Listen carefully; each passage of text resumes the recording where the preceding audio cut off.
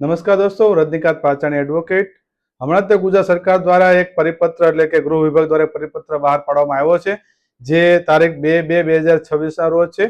એમાં એવું છે કે જે રાજ્ય સરકારી જે કર્મચારીઓ છે, એ જે રાજ્ય જાહેર સેવકો વિરુદ્ધ પોલીસ ફરિયાદ નોંધવા બાબતનો પરિપત્ર છે। તો એ બાબતે પ્રકાશ થોડોક પાડવા માટે આવ્યો છું। માહિતી સારી લાગે તો શેર કરજો।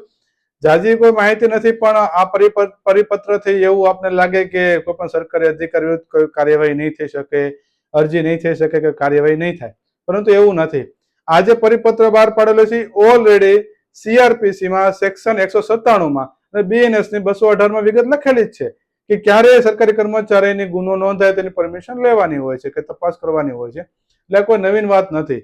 આમાં એવું લખેલું છે કે અમુક રાજ્ય સેવકો છે એ સારું કામ કરતા હોય કે એને કામગીરી કરતા હોય, એ અનુસાર કે એને કોઈ વ્યક્તિને મન દુઃખ લાગે તો કોઈ ફરિયાદ કરે તો ડાયરેક્ટ ગુનો નોંધવામાં આવે છે, પરંતુ એવું ક્યારે પણ પોલીસ વાળા કરતા પણ નથી અને છે થતું પણ નથી। હવે એમાં એવું કહેવામાં આવ્યું છે કે પેલા સૌપ્રથમ FIR નોંધવાની નહીં, કોઈ વ્યક્તિ અરજી આપે તો તે અંગેની પેલા તપાસ કરવાની, તપાસના અંતે જરૂરી લાગે તો જ ગુનો નોંધવાનો, જેથી જે સરકારી કર્મચારીઓ છે એને જે કામ કરવાની જે નિષ્ઠા કે એને અસર ના થાય એ બાબતનું છે, એટલે નારાજ ના થાય એટલા બાબતને આ પરિપત્ર બહાર પાડેલો છે। હવે કહેવાનો મતલબ એવો છે કે આવા પરિપત્ર બહાર પાડવાથી કંઈ થવાનું નથી, કારણ કે આ જે સરકારી કર્મચારીઓ છે ને એ ઓલરેડી મોટા ભાગના, હું નથી કહેતો 100%, જેમાં 70% જે સરકારી કર્મચારીઓ છે, 60% કર્મચારીઓ છે કે 50% છે, જેને ભ્રષ્ટાચાર કરવા સિવાય કઈ આવડતું નથી કે કરવો જ છે કઈ પણ કામ, કઈ પણ વસ્તુ થાય। આ પેલા જેવી વાતચીત છે કે મારી ઘરે આ પેલા જેવી વાતચીત છે કે ભગતસિંહનો જન્મ થવો જોઈએ પણ મારી ઘરે નહીં, બાજુવાળાની ઘરે। એટલે આ સરકારી કર્મચારી જયારે ભણતા હોય ત્યારે એમ જ થતું હોય, જુસ્સો જુરો હોય જ એટલો કે મારે તો ભ્રષ્ટાચાર કરવો જ નથી, દેશની સેવા કરવી છે। જ્યારે એ ફિલ્ડમાં આવે ને ત્યારે એમાં એને નાઈ લે સાથે મળે ભ્રષ્ટાચાર કરવા મળે, કાંઈ બીજો કોઈ રસ્તો પણ હોતો નથી, ઘણી વખત એવું બને છે।